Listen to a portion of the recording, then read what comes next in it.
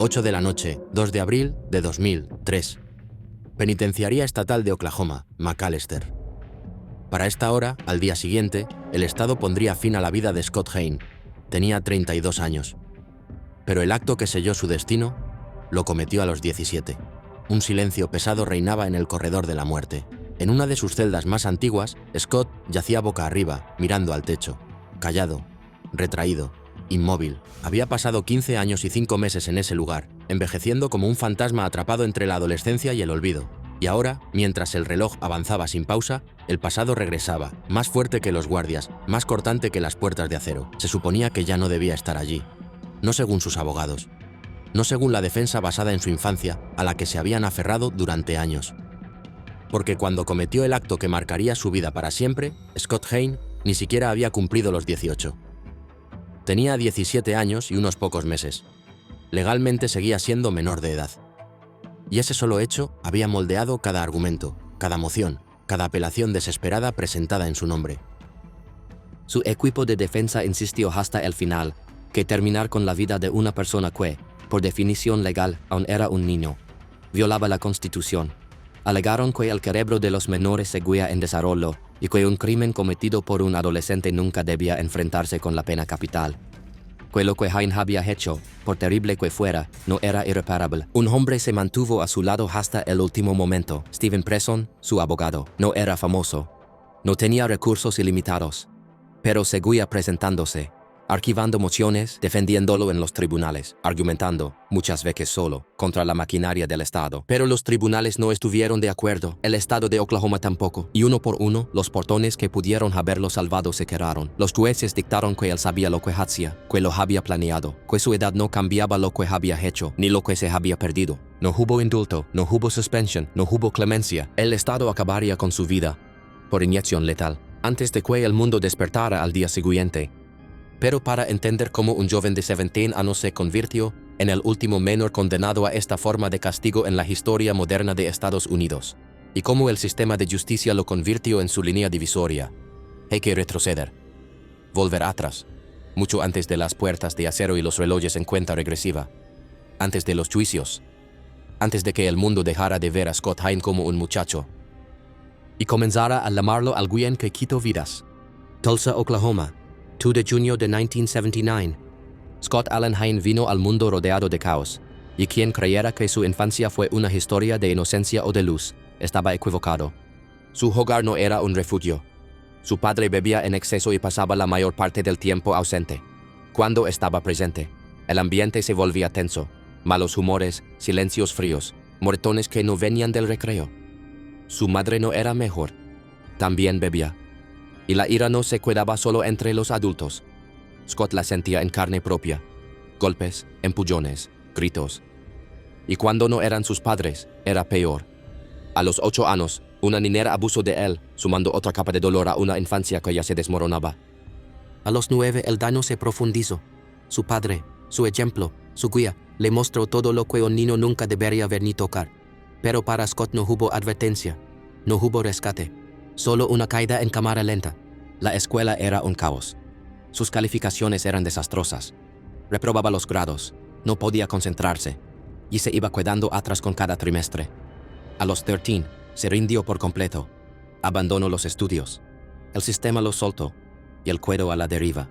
Y entonces llegaron los problemas, rápido y con fuerza, allanamientos, robos, entrar en casas y negocios.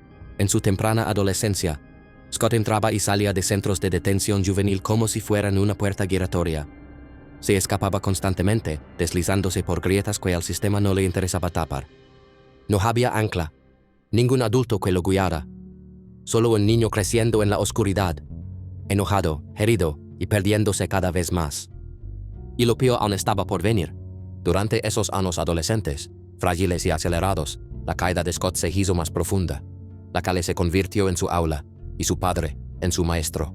No compartían juegos ni pariladas, compartían delitos, robos, una vida compartida de errores, padre e hijo, no reconstruyendo, sino destruyendo. Su historial delictivo creció sin parar. Allanamiento, robo, uso no autorizado de vehículos. Las condenas juveniles se acumulaban como fichas de dominó, cada una señal de alerta, cada una ignorada, Y luego el quiebre final. A los 17 años, Scott se escapó de un centro de detención juvenil por última vez. Sin más guardias, sin más horarios, sin más reglas. Solo 3 meses viviendo en las sombras, deambulando por las calles, haciendo lo que fuera necesario para sobrevivir. Pero sobrevivir significaba recurrir a sustancias. Escapar dentro de una botella, una pipa, o cualquier cosa que apagara el ruido dentro de su cabeza. Y fue entonces cuando conoció a Robert Lambert. 4 años mayor, endurecido, experimentado, y al igual que Scott, estaba persiguiendo su próximo subidón. Conectaron de inmediato. 2 almas rotas, unidas por la adicción y un hambre que no podían saciar. Juntos, se alimentaban mutuamente de oscuridad. Ya no robaban para sobrevivir, robaban para alimentar algo mucho más peligroso. Y entonces llegó la noche, el acto que lo cambiaría todo. No fue algo menor, no fue un robo cualquiera, fue brutal, definitivo, y no había marcha atrás. Madrugada del 6 de octubre de 1987, Tulsa, Oklahoma. Todo estaba en silencio, ese tipo de silencio que esconde el peligro a plena vista.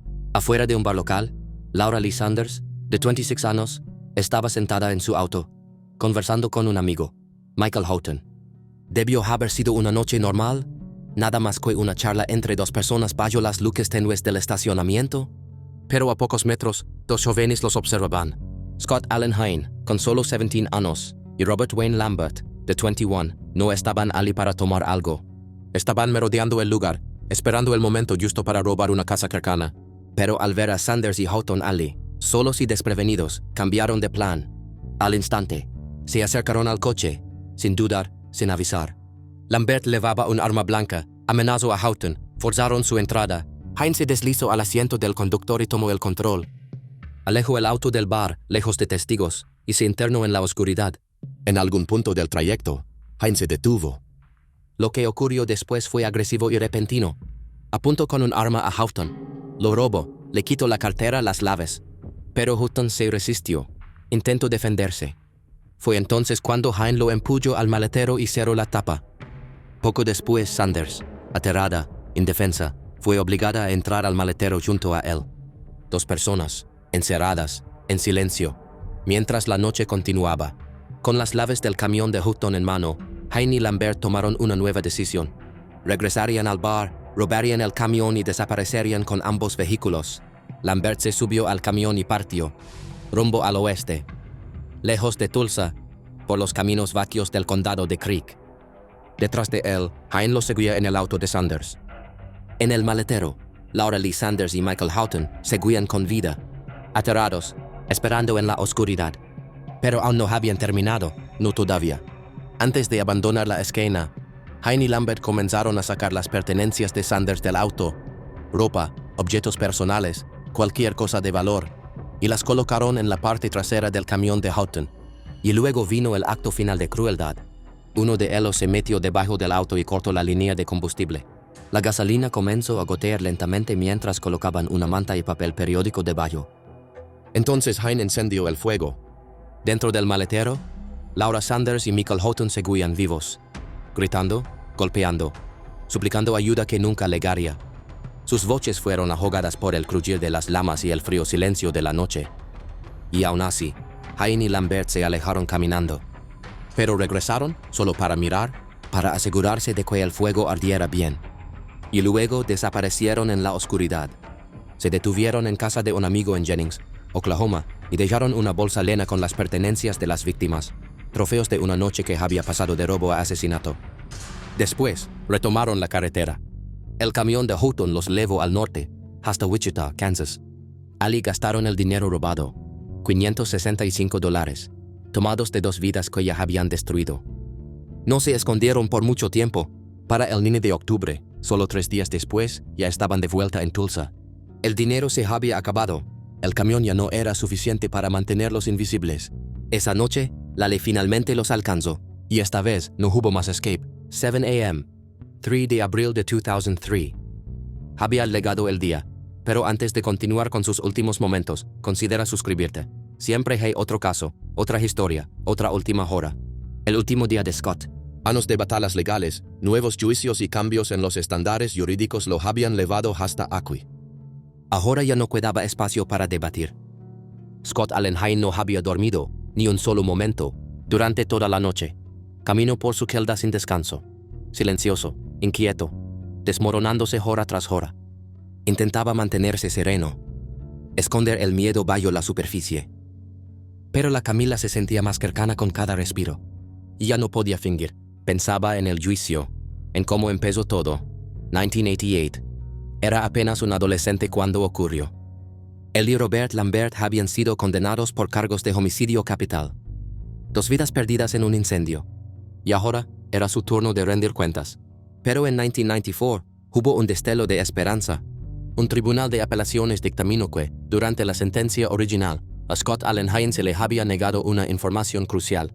El jurado nunca supo que él podía recibir cadena perpetua sin posibilidad de libertad condicional.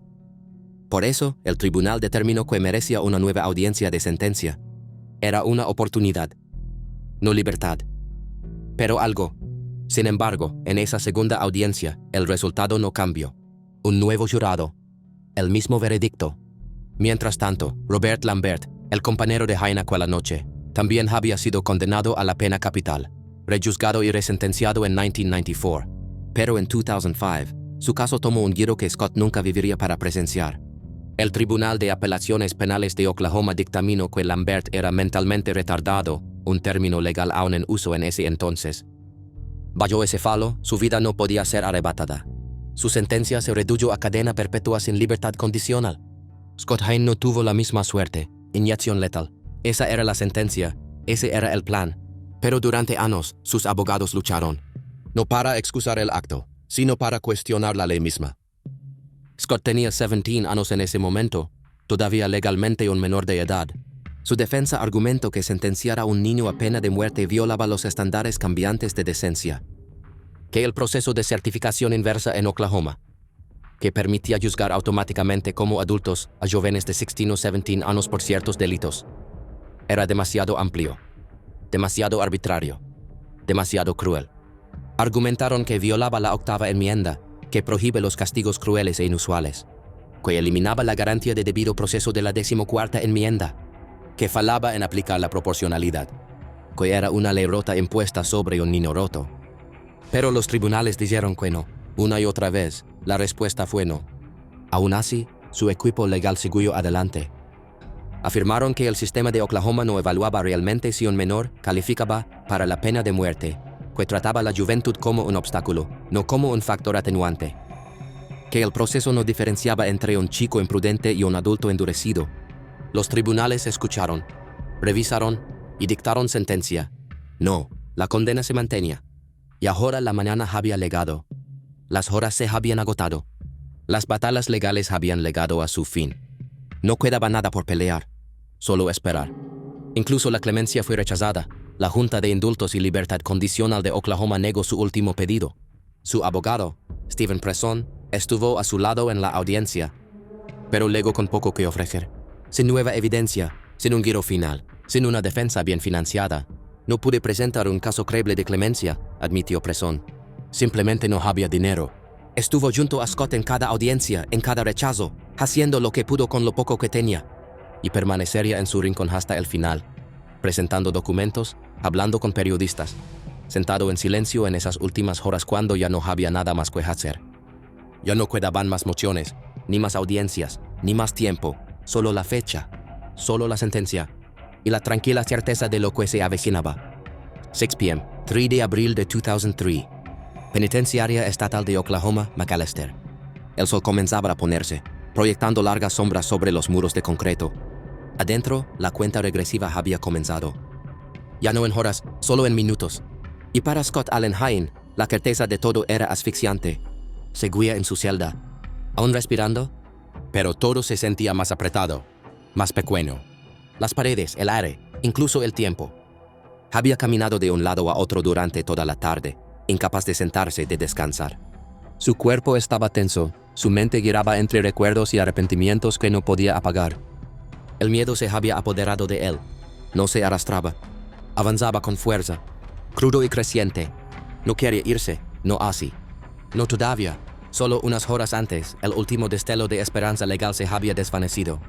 Un tribunal federal de apelaciones en Denver había emitido una suspensión de ejecución la noche anterior, una pausa de último minuto. Temporal, frágil, pero era algo. Y entonces intervino la Corte Suprema de los Estados Unidos. En una orden breve y sin firmar, anularon la suspensión. Sin explicación, sin disenso. Solo una palabra desde el tribunal más alto del país. Rechazado. Y con eso el camino quedó libre. La sentencia se cumpliría. El caso había encendido una tormenta de controversia. No solo en Estados Unidos, sino en todo el mundo. Defensores de los derechos humanos, expertos legales, periodistas y observadores internacionales dirigieron su atención a Oklahoma. No porque Scott Hine fuera inocente, sino por la edad que tenía cuando todo ocurrió. 17. Todavía un muchacho ante la ley. Todavía en desarrollo, todavía impulsivo, todavía neurológicamente incompleto, pero nada de eso importaba ya. El acto fue horrendo, y para muchos dentro del sistema de justicia, eso pesaba más que todo lo demás. La Unión Americana de Libertades Civiles, ACLU, de Oklahoma emitió un comunicado esa misma tarde, intentando una vez más hacerse oír entre el ruido. Dada la edad de Hine al momento del acto, su sentencia va en contra de los estándares estadounidenses de justicia, equidad y decencia. Decía: castigamos según el grado de culpabilidad y reservamos la pena de muerte para los peores de los peores delincuentes. No estaban justificando lo sucedido. No pedían perdón. Pedían una sentencia de cadena perpetua. Pero la clemencia ya había sido denegada. Las apelaciones se habían agotado. Los tribunales habían dejado de escuchar. Ya ante los ojos del Estado, Scott Allen Hine ya no tenía 17. Era un hombre condenado, con apenas unas horas de vida. La decisión de la Corte Suprema envió otro mensaje, uno claro para cualquiera que estuviera prestando atención. El tribunal aún no estaba listo para prohibir las ejecuciones de menores. Aún no, haría falta otro caso, otro año, otra vida. Dentro de su celda, todo se había vuelto silencio. Ya no quedaban escritos legales, ni llamadas, ni espera. Solo el pasillo, solo la Camila, solo el final. La noche había caído, y con ella llegaron los rituales finales. Un golpe suave en la celda, el lento chirrido de la puerta. Funcionarios de la prisión se acercaron y formularon la pregunta que siempre llega al final. ¿Qué quieres para tu última comida? Scott Allen Hine no dijo mucho. Su voz era suave, casi imperceptible, pero lo bastante clara. 3 hamburguesas con queso, 3 porciones de arroz de cebolla, helado, una bebida granizada. El oficial asintió y desapareció. Minutos después, la comida llegó, dispuesta con precisión casi clínica. Scott se sentó frente a ella en silencio, comiendo despacio, metódicamente.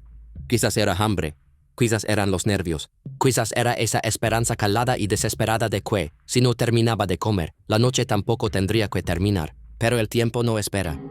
Y su final tampoco. Retiraron la bandeja. Volvió el silencio. Y luego llegó el último llamado. Un equipo de agentes entró, calmados, profesionales. Le dijeron que había llegado el momento.